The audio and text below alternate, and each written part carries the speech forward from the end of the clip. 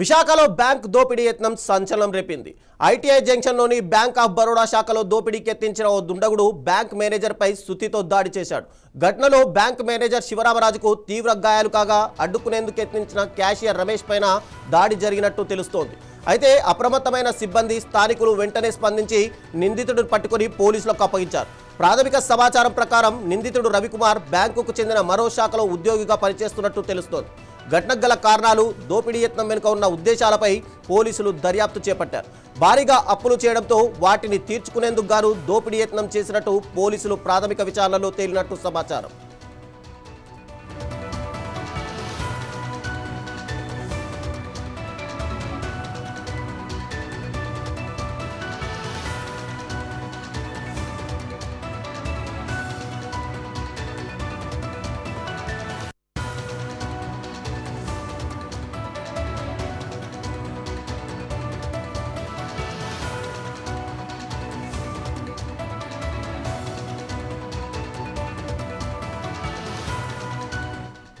విశాఖలో బ్యాంక్ దోపిడీ యత్నం సంచలనం రేపింది. ఐటీఐ జంక్షన్లోని బ్యాంక్ ఆఫ్ బరోడా శాఖలో దోపిడీకి యత్నించిన ఓ దుండగుడు బ్యాంక్ మేనేజర్పై సుత్తితో దాడి చేశాడు.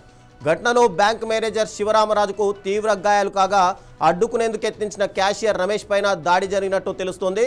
అయితే అప్రమత్తమైన సిబ్బంది స్థానికులు వెంటనే స్పందించి నిందితుడు పట్టగించి పోలీసులకు అప్పగించారు.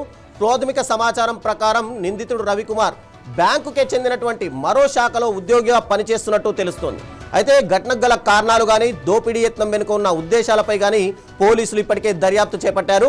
భారీగా అప్పులు చేయడంతో వాటిని తీర్చుకునేందుకే దోపిడీ యత్నం చేసినట్టు పోలీసుల ప్రాథమిక విచారణలో తేలినట్టు తెలుస్తోంది.